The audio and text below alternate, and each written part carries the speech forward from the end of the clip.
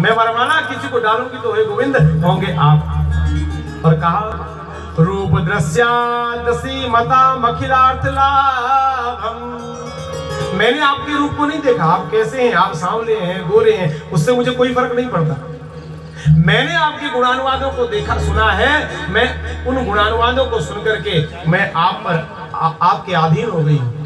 हे गोविंद, मैं वरमाला डालूंगी तो आपके कंठ पर डालूंगी, इसलिए आप मुझे वरण करने अवश्य आना।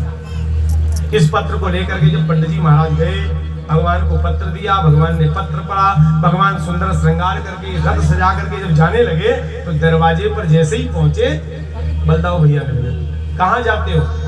अब क्या कहें, शादी करने? बड़े भैया हैं वो वहीं जाते हैं। अरे वहां कहाँ जाते हो? अरे वहीं जाते हैं। अरे वहां कहाँ, कोई जगह का नाम तो होगा? अरे वहीं जाते हैं।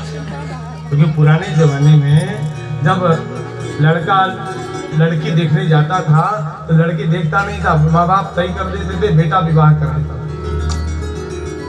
तो कहा वहीं जाते हैं। तो पंडित जी महाराज ने कहा महाराज ये वहीं नहीं, कुंदनपुर के राजा हैं, राजा भीष्मक, उनकी कन्या रुक्मणी है, उसका स्वयंवर हो रहा है और वह स्वयंवर देखने के लिए हम इन्हें निमंत्रण लेकर के आए हैं बुलाने।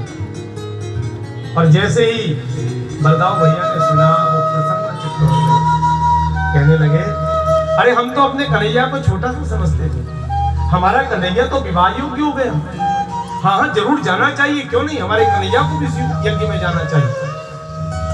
और पीछे से अपने सैनिकों को कहा जाओ, वहां बड़े बड़े दुष्ट होंगे, उन दुष्टों से मेरे कन्हैया की रक्षा करना। और इधर भगवान की रथ यात्रा आज द्वारिका से कुंदनपुर की तरफ चली है। यहाँ सुंदर जो है मंगल कलश सजाए गए हैं, दिव्य द्वार सजाए गए हैं, माताएं मंगल गीत गा रही हैं।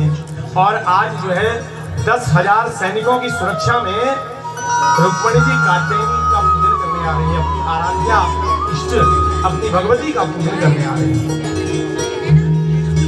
और जैसे ही 10,000 सैनिकों के बीच से माँ कात्यायनी के सर आई, माँ कात्यायनी को प्रणाम किया और कात्यायनी को प्रणाम करके बड़े प्रेम से माँ कात्यायनी से आग्रह कर रही है, माँ अगर वर रूप में कोई मुझे मिले तो जिसका मैंने चिंतन किया है, जिसका मैंने गुणानुवाद सुना है, वही कृष्ण मुझे वर रूप में मिले।